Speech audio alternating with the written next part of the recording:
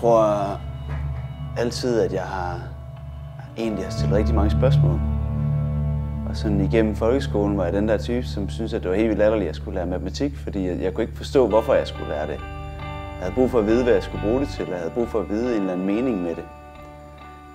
Og op igennem mit liv, der tror jeg, at jeg har bare sådan virkelig stødt på det her med at skulle stille spørgsmål og have en eller anden iver efter at stille spørgsmål, som den dag i dag har gjort, at jeg virkelig tror på, at livet det kan give mening.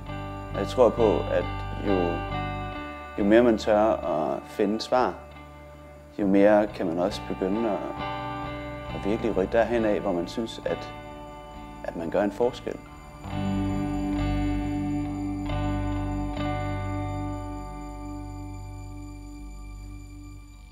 Jeg har altid været helt vildt fascineret af superhelte og sådan tegneserier.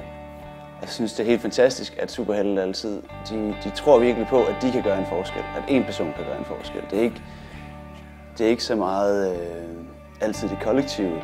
Tit så ser man sådan som Batman, der egentlig er den eneste, der kan redde Gotham City. Der er ikke andre til det. Og det har tit sådan givet mig den her følelse af, at så kan jeg da også gøre en forskel. Det kan godt være, at jeg ikke er millionær og kan slås i jiu-jitsu. Men på den måde, jeg er, med de talenter, jeg har, der kan jeg gøre en forskel. Jeg tror ikke rigtigt, at det er et valg, om vi gør en forskel. Jeg tror bare, det er et valg, hvad for en forskel det er, vi gerne vil gøre.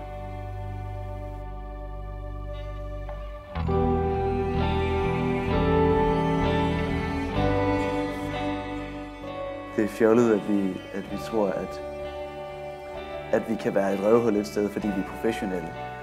At vi kan opføre os på en måde, fordi det er jo den jeg er, mit professionelle jeg. Og ikke har lyst til at være den samme, når vi kommer hjem. Det giver ikke nogen mening for mig. Det er meget... Jeg tror, det er vildt ødelæggende for os, at vi splitter os selv ved det. At vi ikke kan finde ud af at skulle være den samme hele tiden. Det er derfor, jeg har fået den her tatovering. The Sun and the Moon. Fordi jeg vil gerne minde mig selv om, at jeg gerne vil være den samme, når solen skinner, og når dagen er over, og det er blevet nat.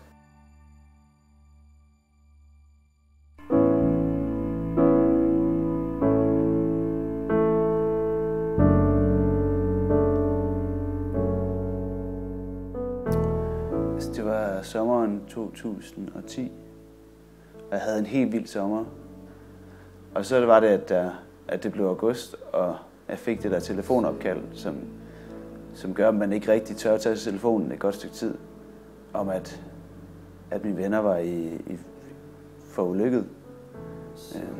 Og jeg tror bare, i lang tid, så kunne man ikke forstå det.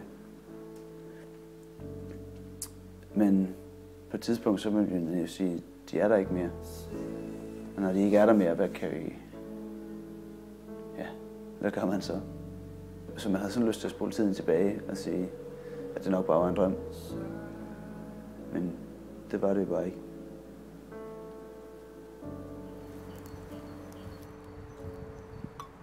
Jeg tror, med det jeg sådan kom ud med, det var virkelig det her med at sige, at man bliver nødt til at fokusere på at være fokuseret i virkeligheden. Miste troen på, at man bare kan lade tingene ske. At man bare kan sige, at vi bliver bedre venner, fordi det gør vi jo. Det var helt vildt meget det, som jeg tror, jeg fik ud af det. Det var, at man kan ikke bare sige lige om lidt.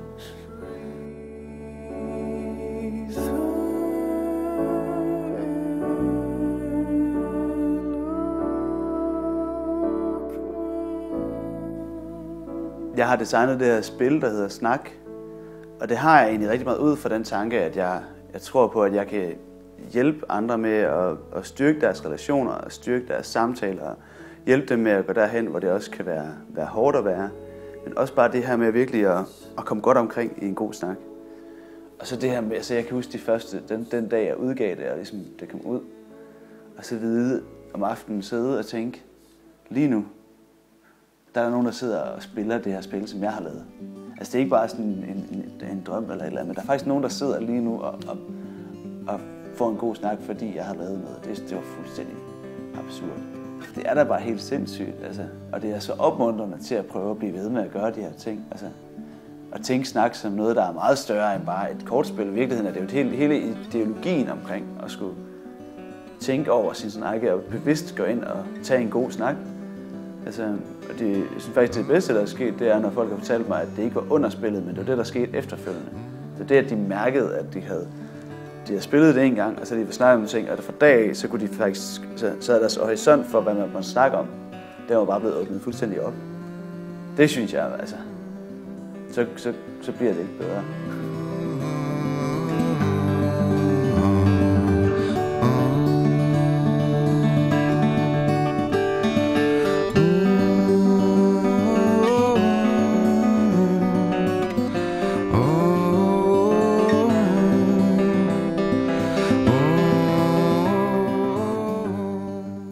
Jeg hedder Frederik Svindt.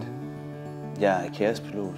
Jeg er også iværksætter, så jeg er far, og jeg er gift. Jeg er tegneserienørd, og jeg er ven af mine venner.